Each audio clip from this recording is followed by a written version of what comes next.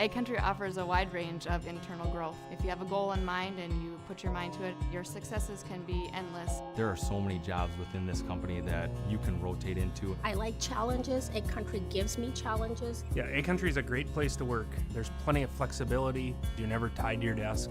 There's a team here that is always there for you. Yeah, grab your role and run with it. And always be aware of the opportunities because they're in front of you.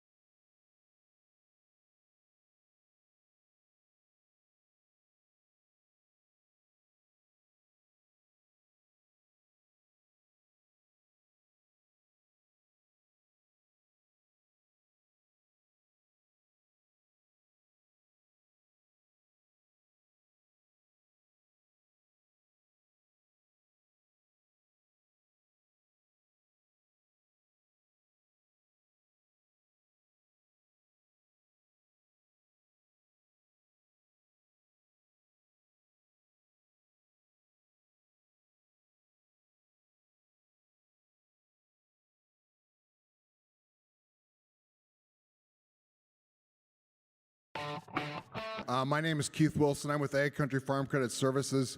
I've been with the company 22 years. I'm a regional VP for the company responsible for the crop insurance. I'll let Blake and Sydney introduce themselves. Blake Smith, been with the company about 3 years, worked out of Fargo and Detroit Lakes. Sydney Erlin, I've been with the company about 1.5 years, and I'm out of the Fargo location. Very good. So we're just going to cover some multi-parallel updates. So I've been in the industry about 30 years, and I don't know if I've seen this many changes in crop insurance, besides probably the introduction of revenue protection a long time ago. So what we're going to cover today is the ARC PLC changes to the program, some coverage and option changes, also just cover the ECO, SCO, and then margin protection, or I'm sorry, margin coverage option, which is a new product for us that we're able to sell actually during this time period. Sales closing for that is September 30th. And then some young beginning farmer updates that happened, and then base acres. And then just to touch on a little bit on the SRDP program and LRP. Yeah, just one big, beautiful crop insurance update. Yeah, so, and a lot of it is stemming from that one big, beautiful bill. So just getting into it now. So Blake, tell us more a little bit about the ARC PLC changes. Okay, so one of the big changes this year, reference prices, which have been historically way below where we've seen our prices, have jumped up. Main crops, corn going from $3.70 to $4.10, soybeans going from $8.40 to $10 is a big one, and wheat going from $5.50 to $6.35.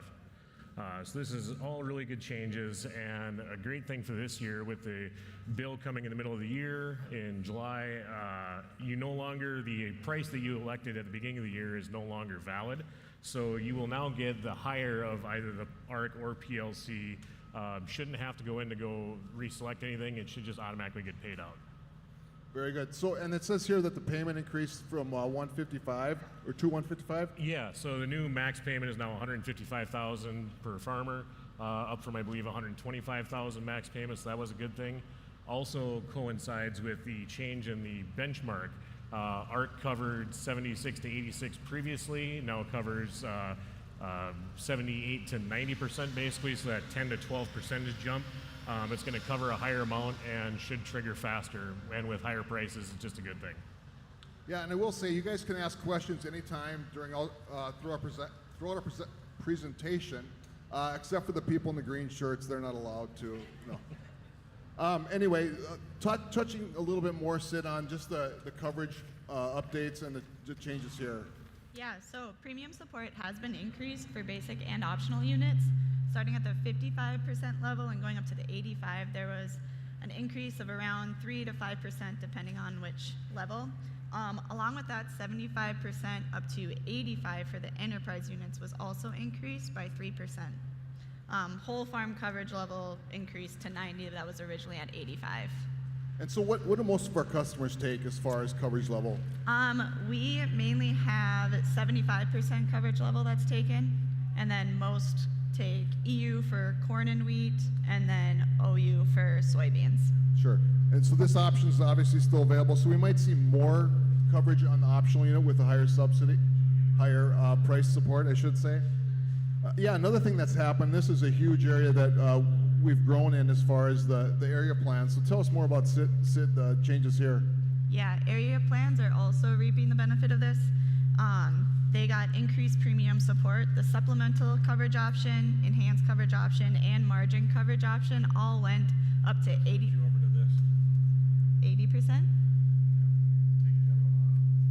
Off. Better.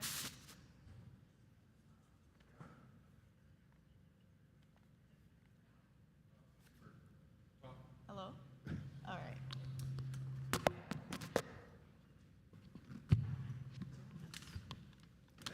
Okay.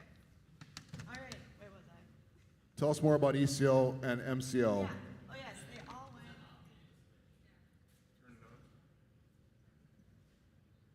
Better? All right. So it went from 65% up to 80% subsidy. However, margin protection did not change, and it's still at that 65%. Okay.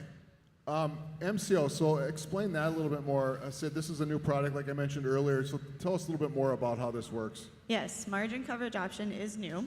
This is another area-based coverage that will protect you against an unexpected decrease in the operation margin that can be caused by reduced county yields, commodity prices, increase in prices of inputs, or any combination. It's like ECO that also accounts for your inputs, such as urea, DAP, potash, diesel, and the interest rate. Yeah, so knowing a little bit about this, it's complex. I mean, as far as applying the inputs, and then you're also using a different projected price that we're basically tracking right now. And so what are those prices at right now? Yep, so right now, corn is at $4.55, soybeans is at $10.73, and wheat is at $6.35. These will be finalized September 15th. Yeah, so September 15th is a new obviously projected period. Usually we're doing this in February for our RP prices, our ECO and SCO. So it's a different time frame. Maybe guys want to take a look at this just because it offers that additional price period. We could have a huge crop coming. We do probably have a huge crop coming, and it could cause some prices to drop with our commodities. Anything else you want to talk about here on the MCO? AgCountry has an analyzer tool too that if anybody has questions, you can always reach out, and that's something we can sit down with you and go over. Just have to do it before September 30th. Before September 30th, Very yes. good. Blake, tell us a little bit about the ECO and SCO and what those, basically the performance has been with those products. Yeah, so SCO and ECO got a little change too. As Sydney just mentioned, the giant bump in subsidy from 65 to 80. SCO is going to have some further changes coming in 2027. They were able to implement them this year. The coverage is going to go from 86% max to a 90% max, so that'll go down to your base policy. That starts in 2027.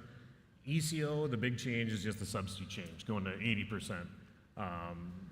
They have really taken off in popularity last year with the increase in subsidy up to 65%. We saw about a 257% jump in popularity over the year previous. Yeah, and that's the nationwide jump. So farmers are using these products to help manage the risk. I think the biggest thing here is we just expected SCO to make this change. We didn't expect MCO and ECO to get this subsidy increase as well. So we kind of got a bonus here on these products, just which has been nice to see, and it provides us an opportunity to talk with our customers more about how we can manage the risk on the farm.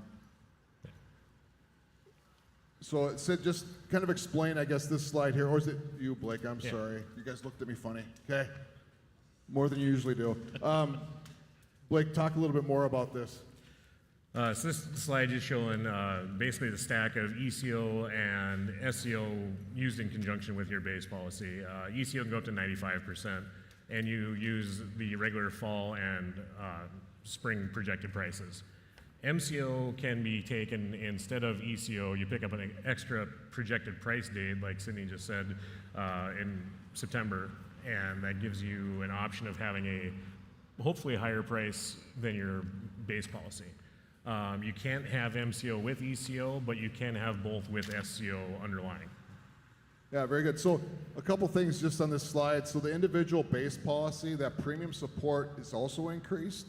And then you're going to have that increase in premium support on the ECO and the MCO as well. So I think the overall crop insurance bill might be a little bit less, and you'll get higher coverage for that as well too. So, which is I think what will be needed in the coming year.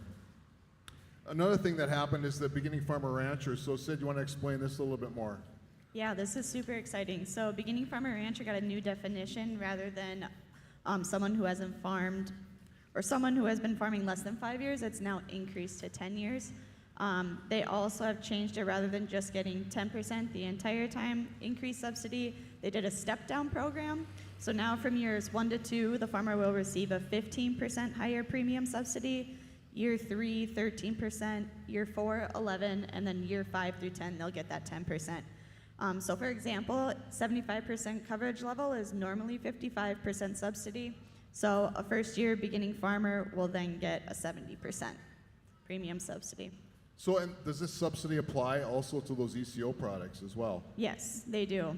Yeah, so you could be looking at a 90% Yep. premium support Yeah. on this. Yeah. Another benefit is that it's going back for those who have dropped off from the beginning farmer rancher. They can reapply now and get that subsidy back. However, everyone, whether you're a BFR now or reapplying, you will have to sign an amended application either by September 30th for those fall crops or by March 15th for the spring. And we'll help our beginning farmers with that as well. Absolutely. Okay. Yeah, just Very took good. a call about that exact thing this morning. Oh, So it's okay. going to be a big thing. The guys that just dropped off, come back in and see us. We can get you a little better help. Very good. Another thing that we don't cover, but this is more of an FSA update here. So, Blake, tell us a little bit more about the update on the base acres. Yeah, so in 2026, FSA is going to add up to 30 million additional base acres. And what this is going to help with is increase in base acres if you have more program crops planted than you currently have base for. Rules haven't really been announced yet. We're still waiting for some clarification. But what we know of the gist of it so far, it's going to go off your 5-year average. If you have more acres planted than base, there's a chance they can step that up and get you more base acres for the program crops that are out there. Very good. So stay tuned, I guess, for that when FSA makes that announcement. Yeah. A little bit more on the SDRP. I know that it's been implemented the first phase. Tell us a little bit more about what you think on the second phase. Yeah, so the second phase is planned to begin mid-September and is aimed to help assist those that had uncovered or shallow losses that weren't paid by stage 1. We aren't exactly sure on how this is all going to pan out or how they're going to do it. We have heard that they're going to send out pre-filled applications, kind of like they did with stage 1, but more to come with that. Very good. Just summary, Blake. Just give us a wrap-up of what you see as far as coming forward for this year. Yeah, so the upcoming deadlines are the big thing right now. September 30th for MCO and fall crops. December 1 for PRF, if there's anybody out there that is interested in getting pasture rangeland forage insurance. It's part of the rainfall index to help out with something that historically didn't have a lot of coverage. It's a very simple product, no adjusters, no production reporting. You just go off the NOAA data for your rainfall. So you don't like the forage production program that's out there? I do like the forage production program. That's good too. But this one, if you want something that's a little more hands-off, this is a great policy for that. Very good. Yep. Other thing we just talked about a little bit ago, the previous speaker, LRP, if cattle being record high lately, not a bad time to lock in some prices if you're worried about maybe seeing a dip in the market. We saw a little down yesterday, but I'm still pretty bullish on the whole thing. So it's a great opportunity to lock in some prices at the higher end. So there's a lot of complexity to crop insurance. You mentioned MCO, we talked to ECO, a lot of acronyms, of course, then PRF, and then LRP. So you guys, how do you analyze some of this and put it all together so a farmer can make sense of it? Yeah, we have wonderful tools to help with that. So anybody that does have questions, we have the LRP Analyzer tool. We have, all our quoting systems. So yeah, just reach out to one of us and we can definitely sit down and go through that with you. Yeah, so these tools are exclusive to AgCountry, and so we're using these with all of our customers, and they've been very beneficial to kind of give you kind of the outlook of what's going to happen as far as how we can manage the risk on the farm. So any questions from anyone in the audience, even you who are wearing green shirts? Okay, well, that was our one big beautiful crop insurance update. Thank you to Sydney and Blake. They're in our Fargo office. If you ever want to visit with any of them or any of our other AgCountry insurance team members and learn more about these products, we can take a look at how your farm would look with an ECO plan, or maybe you're interested in PRF as well too. I think stay tuned to MCO. If you want to learn more about that, I think it's a product that we need to talk with all of our customers about. Our team is doing that as well. And for tomorrow, make sure you stop in and see Andy Martin. He's our legislative and affairs person, and he's going to be talking about farm policy updates, insights, and your questions. So you'll get more information from Andy at 11:30 tomorrow. So thank you, everyone. AgCountry offers a wide range of internal growth. If you have a goal in mind and you put your mind to it, your successes can be endless. There are so many jobs within this company that you can rotate into. I like challenges. AgCountry gives me challenges. Yeah, AgCountry is a great place to work. There's plenty of flexibility. You're never tied to your desk. There's a team here that is always there for you. Yeah, grab your role and run with it, and always be aware of the opportunities because they're in front of you.